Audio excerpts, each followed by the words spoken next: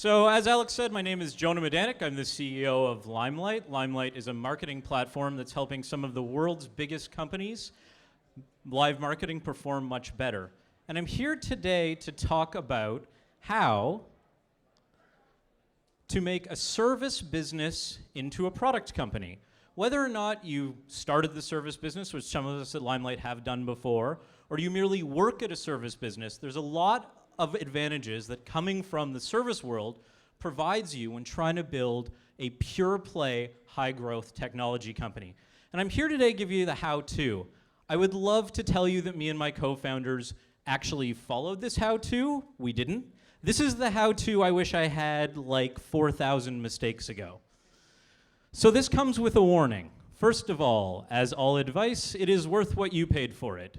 Your mileage will absolutely vary. We left out most of the dead ends, blind turns, alleys, but we did not leave out the sleepless nights, the pure panic, and the rest that comes with this entrepreneurial journey. With that said, why does a service business help you? Well, we founded an advertising agency, and what that gave us was an amazing relationship with massive, massive, massive brands and an idea of how they actually worked, how they thought. And whatever service business you either founded, work in, work with, it gives you a great opportunity to truly see how these companies are acting. It gives you a great opportunity to see their processes, what they'll pay for, what they won't, and it really does give you the opportunity to have a leg up when you are trying to solve a problem or build a product. And that's our next piece. So on this how-to guide, what is our first piece of advice? Well, the first piece is you've got to have a problem. The bigger the problem, the better. If you can see this in a few of your clients, great. If you can see this in yourself, even better. If you can see it in everyone you encounter, even better still. Because now you know that your problem is worth solving. And you know that your problem is repeatable. And repeatable means scale.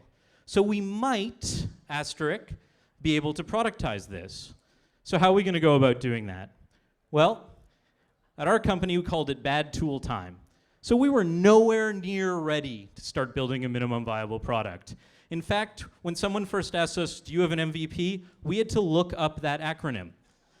So what we decided to do was just build something down and dirty. Every little development asset we could beg, borrow, steal, lie to, outsource, oversee, and just build something terrible internally and train our staff on it and be like, hey guys, tell us if this makes us better, / we're sorry, we'll buy you lunch, sort of thing. And what we found was, in building this, we got to test some of our hypotheses, and we got to test some of them without wrecking our revenue stream, without killing our service business, without angering our clients. So if you've managed to do this, build this terrible tool, you're now at the stage which I call smoke and mirrors. Now you get to pretend you have a product, which is really just your trained staff using your really bad tool. At this point, if your hypothesis is correct, and you've got a universal problem, and you might be solving it, you'll start to hear things from your team like, wow, this is much better than it was before.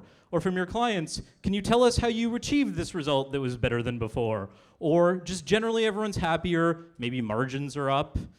And you go, okay, we kind of maybe have a thing here we think maybe. So now it's time to get out of the building. And what that means is, take your bad tool, make a PowerPoint deck about it where you pretend it's clearly much better than it is, and walk to your clients and say, hey, I built this thing that I didn't really kind of build. Would you mind paying for it? And some of them will say yes. But don't be fooled by this. These people probably just like you and know they're going to see you tomorrow. Now go out to 10 people you don't know with the PowerPoint and all the suggestions that the first 5 people gave you and say, would you guys pay for this? And if you get a bunch of yeses, you might arrive to what I call the moment of truth.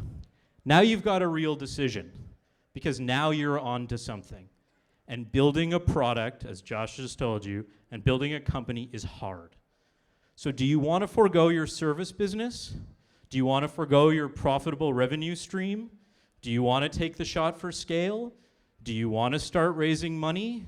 Do you want a startup? Or do you like your lifestyle? Either answer is fine, but you cannot serve both masters, or at least we couldn't come close. So that moment of truth is when you have to decide, do I have my amazing lifestyle business or great service business, which is totally awesome? Or am I going to try and productize and scale? If you decide to productize and scale, now you've got yet another challenge. Now you have to change your thinking entirely. Because before, in a service business, the correct answer was, yes, sir. And in a product business, the correct answer is focus. And if you can manage to change your thinking, get away from that revenue, and actually focus on the product, then congratulations. You might have a minimum viable product. You might need some money, and I think the IGAN booth is in the back. Thanks, everyone, for your time. Myself and some co-founders are here, and we're also hiring. Thank you. Questions?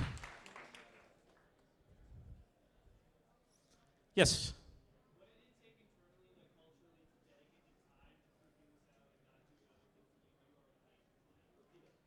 So the question was, what did it take internally to take the time to actually build this out? And that's a great question.